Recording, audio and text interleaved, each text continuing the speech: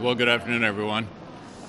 The dilemma we have on the floor at the moment with regard to the NDAA, which has passed every year for 60 straight years, is the majority leader has been reluctant to enter into an agreement for a reasonable number of amendments related to the subject.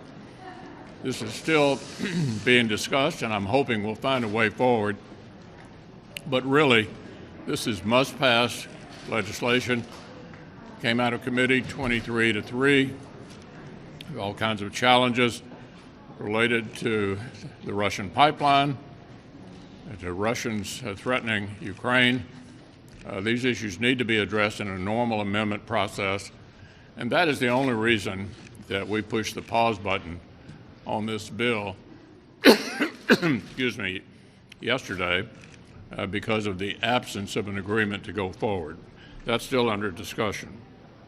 You might have noticed that the chairman of the Fed said the use of the word transitory in front of inflation should be discontinued, meaning obviously inflation is not transitory, it's going forward.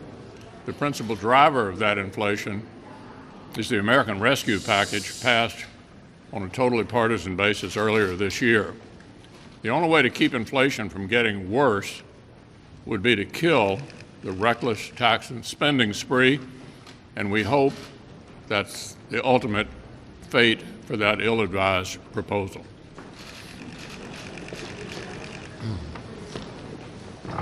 When the Democrats were passing their first partisan spending bill back in February, I warned at the time that this was going to lead to inflation. And obviously, we have inflation, the biggest inflation now literally in over 30 years, impacting the pocketbook of every American. And as the Democrats now contemplate yet another tax and spending spree that would recklessly and radically try to transform and change our government and our country, but just as importantly, perhaps more importantly to the average American, is going to lead to further inflation, as the leader mentioned. And if you look at the dimensions of this thing that's being talked about, the Democrats are talking about spending, on the order of a couple $1 trillion financed with 1.5 or 1.8 trillion dollars in tax cuts, or tax increases, I should say. But if you look at what independent analysts have come up with, Penn Wharton is a very reliable model on this. The Committee for a Responsible Federal Budget has also looked at it. Both have concluded that when fully implemented, if these programs are extended, and we believe that is the intention of the Democrats, is to get them embedded and then to make them permanent, the 10-year cost of this is on the order of $5 trillion, which would leave you about $3 trillion of debt. You'd be adding it to the debt. And the individual components of this bill are awful, and you all have heard and seen many of the provisions, but we pay a lot of attention to agriculture in my state. There are a couple of provisions in there. One that adds a couple of $100 million for urban agriculture. Not sure what that means, urban agriculture. There's over $3 billion in the bill for tree equity. Evidently, we need more balance among the trees that are planted out there. I don't know. But this stuff is just crazy. And if you look at what the impact of the lifting the cap and deductibility of state and local taxes would be, and how that would affect states around this country, you would have states like South Dakota, states in the middle of the country that are low-tax states, subsidizing high-tax states like New York and Connecticut and California, and delivering tax cuts. They're raising taxes in the bill, but cutting taxes for millionaires in people in states like California, Connecticut, and New York. So this is just fraught with lots of problems. The American people recognize that, which is why they're turning on it so quickly, and why the Democrats are so desperately trying to pass it before the Christmas holiday. They know that as this thing is exposed to the public, that they're going to start losing more and more of their members. And what I would say is all it takes is one Democrat. One Democrat can stop this in its tracks and prevent this big government socialist idea from ever becoming law. I hope that we'll have a brave Democrat or two who will step forward and do just that, because they will be doing a huge favor to the American people who are going to pay the price and the cost of this reckless, radical tax and spending spree.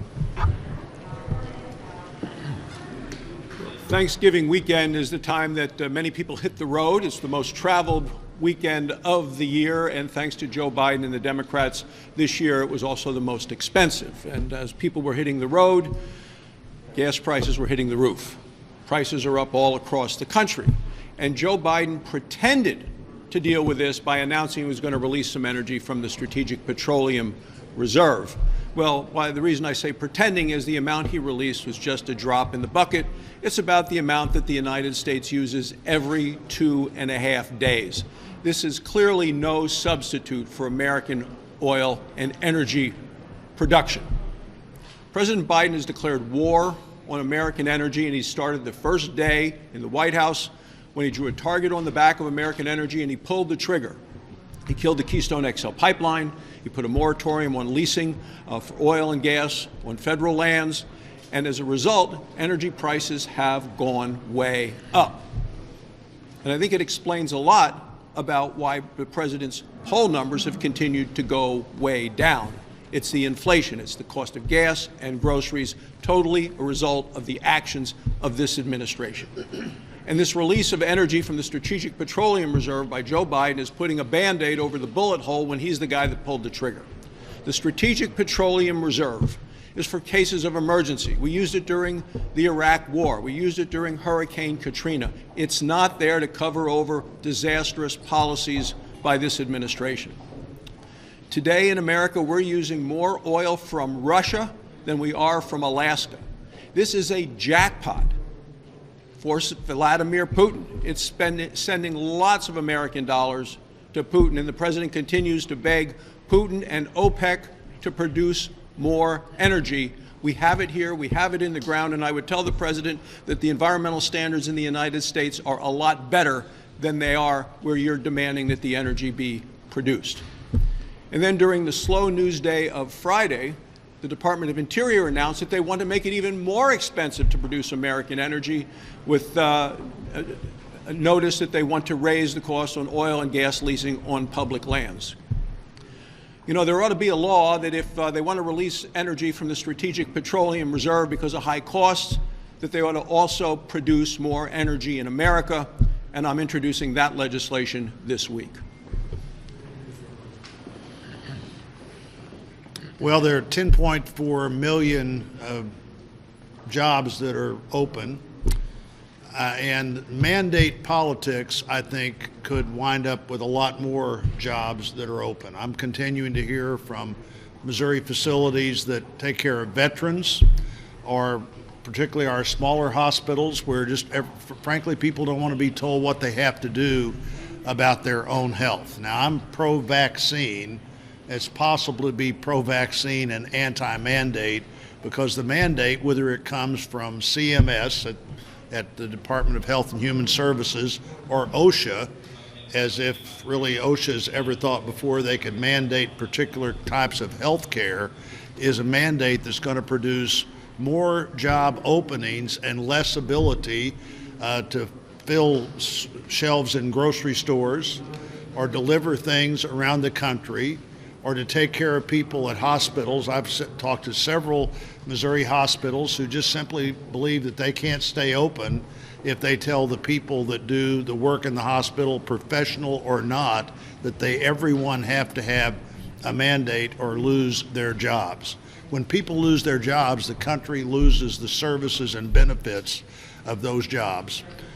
There is no reason to believe that the government has the authority to tell people what they have to do about their own health care, particularly when the news continues to change about health care. I was just reading this week, there's now a widespread belief that immunity from having COVID is as strong as immunity from the vaccine.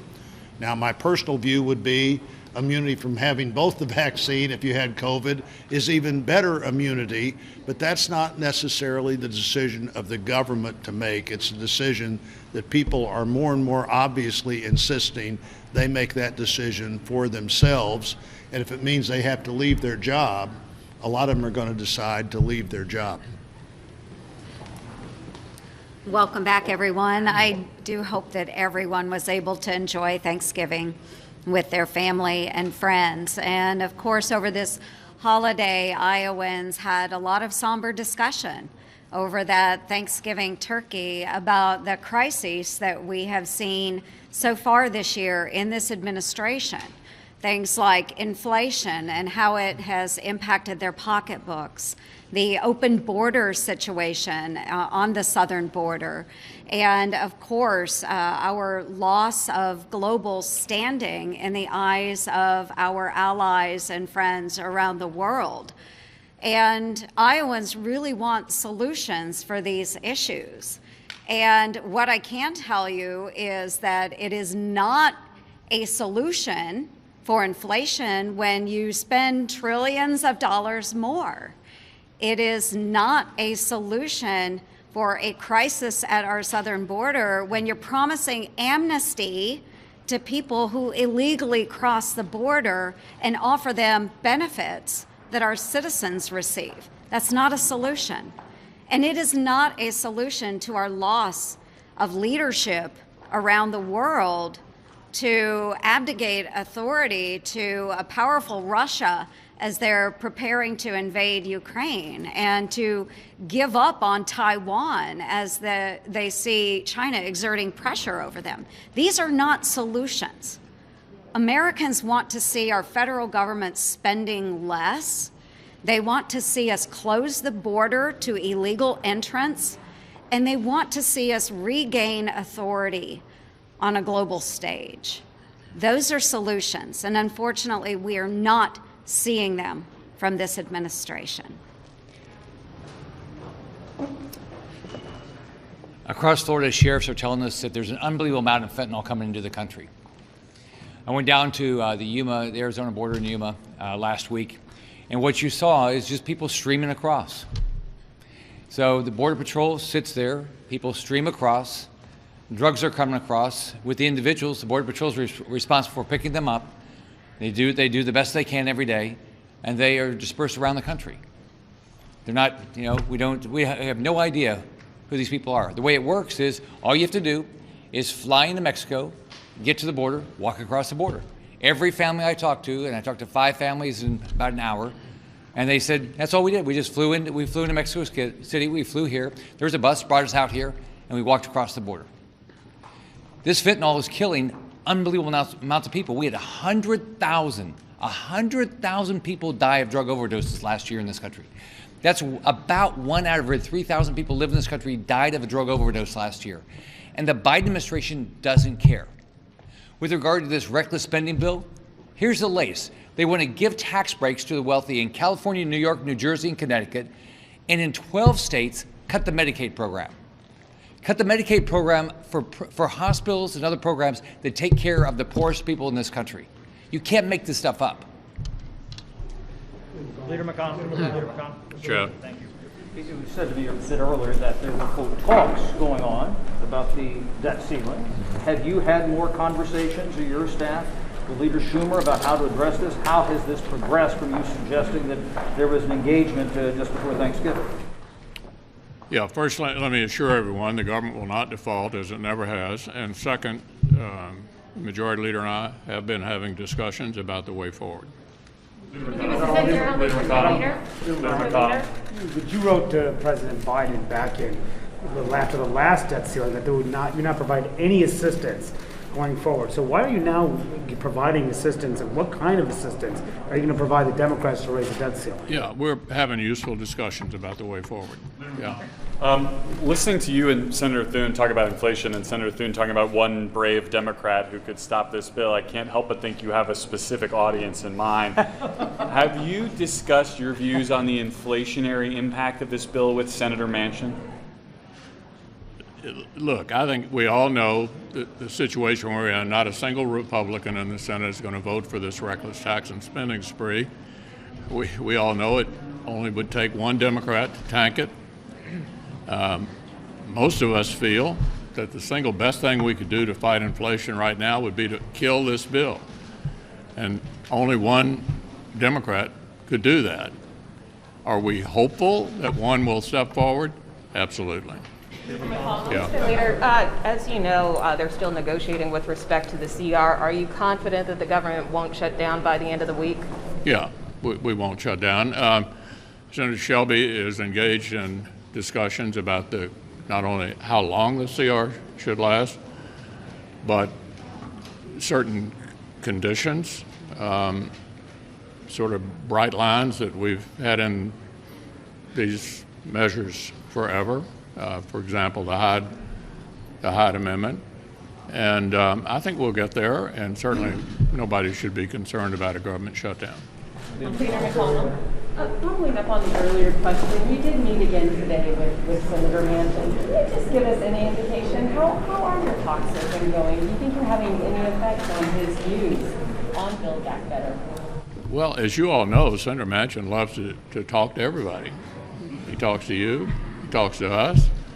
We had a great discussion. I enjoy it. Joe's company, our states are pretty similar, and we both, I think, view part of our responsibility is to look after what most people refer to as flyover country. And there's no question that today's Democratic Party in Washington is oriented toward the high population coastal areas of the country. So I admire Senator Manchin. I think he's in a really challenging position in a party that is dominated by sort of East Coast elitism views of what America ought to look like. I pull for him every day, pray for him every night. Amen. All right, folks, thank you so much for joining us here at Golden State Times. If you're new to the channel, we encourage you to subscribe by clicking that middle button. Also, check out our previous video by clicking the video on the right, or a video you might enjoy by clicking the video on the left. Also, don't forget to click the thumbs up button and share this video on social media. Peace.